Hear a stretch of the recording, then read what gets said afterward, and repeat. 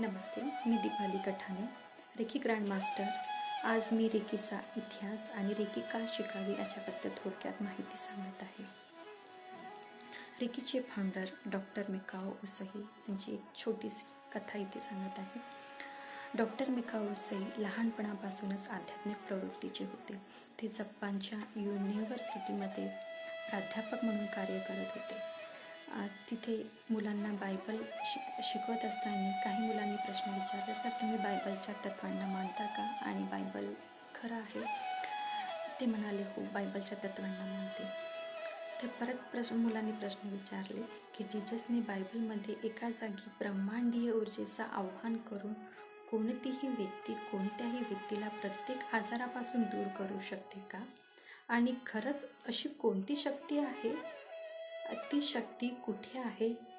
आणि तुम्ही आणि मी या शक्तीचा प्रयोग नाही करू शकत का? डॉक्टर मिकाओ उसईकडे या प्रश्नांचं उत्तर नव्हतं आणि या प्रश्नांमुळे ते पूर्ण विचलित झाले होते. रात्रभर त्यांना झोप नाही आली. या प्रश्नाचं ते प्रश्न त्यांच्या डोळ्यासमोर येत होता आणि दुसऱ्याच दिवशी त्यांनी आपले प्राध्यापक पद सोडून त्यांनी आपल्या जीवनाचं एकमात्र ध्येय गाठण्याचा निर्णय केला आणि या लुप्त झालेल्या शक्ती पुन्हा कशी प्राप्त करता येईल या शोधासाठी ते निघाले. त्यांनी काही धार्मिक ग्रंथ वाचले, पण पाहिजे तसं त्यांना त्या शक्तीची माहिती मिळालेली नाही, त्या ऊर्जेची माहिती मिळालेली नाही. त्यांनी भारतामध्ये येऊन गौतम बुद्धाचे ग्रंथ वाचले, तिथे पण त्यांना पाहिजे तशी माहिती मिळाली नाही. असेच त्यांची 30 वर्ष लोटून गेले. 30 वर्षानंतर त्यांना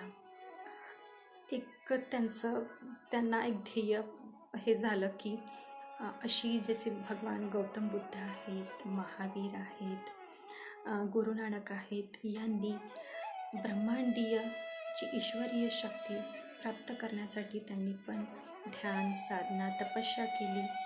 तसेच जर मी करीन तर खरंच मला ही ऊर्जा प्राप्त होईल.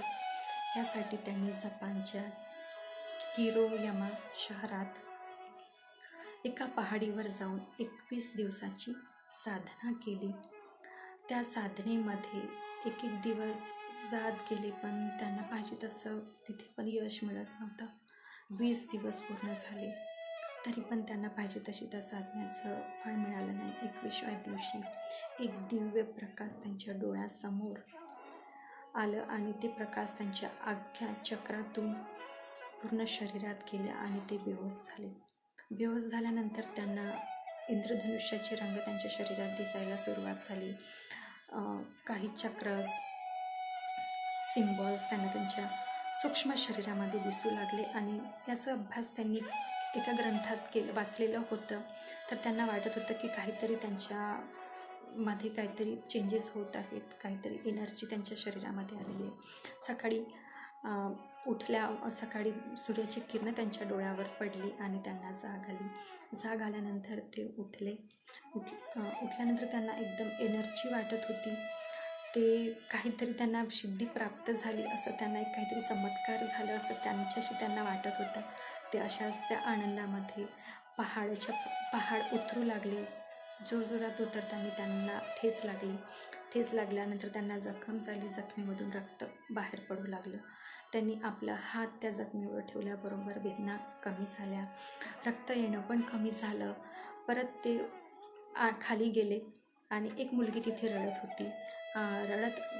मुलगी रडत होती. तिला विचारले की बेटा काय झालं? ती म्हणाली की माझ्या दातामध्ये त्रास होत आहे. तर डॉक्टर मिकाओ उसईंनी तिच्या गालावर हात ठेवल्याबरोबरच वेदना दूर झाल्या आणि ती हसत खेळत तिथून निघाली. हा दुसरा चमत्कार त्यांच्याशी झालेला असतो. असंच रेकीचं उगम झालं आणि त्यांनी रेकी शिकवायला सुरुवात केली. आणि ते म्हणत होते की जे रेकी शिकण्यासाठी इच्छुक आहेत त्यांनाच ते रेकी शिकवायला लागले. आणि रेकीचे 5 नियम आपल्या जीवनात लावायलाच हवे अशी ते 5 नियमांची त्यांनी माहिती सांगितली, 5 नियम सांगितले. तर पहिला नियम आहे आजच्या दिवशी मी शांत राहीन. दुसरा नियम आहे आजच्या दिवशी मी चिंतामुक्त राहीन. तिसरा नियम आजच्या दिवशी मी माझी पूर्ण कामे इमानदारीने करेन. आजच्या दिवशी मी चौथा नियम आहे आजच्या दिवशी मी माझ्या गुरुवरांचं तसेच मातापित्यांचं मान सन्मान करेन. पाचवा नियम आहे मी अचेतन वस्तूंचे आभार मानते तसेच निसर्गाचे पण आभार मानते. हेच 5 नियम रेकीसाठी निर्धारित केले. या 5 नियमांना फॉलो करून ब्रह्मांडीय शक्तीसोबत कनेक्ट होऊन रेग्युलर रेकी प्रॅक्टिस करून आपण आपल्या जीवनाची कॉस्मिक एनर्जी आणू शकतो आणि आपल्या जीवनातील ध्येय गाठण्यासाठी आपण या रेकी ऊर्जेचा वापर करू शकतो. Thank you so much.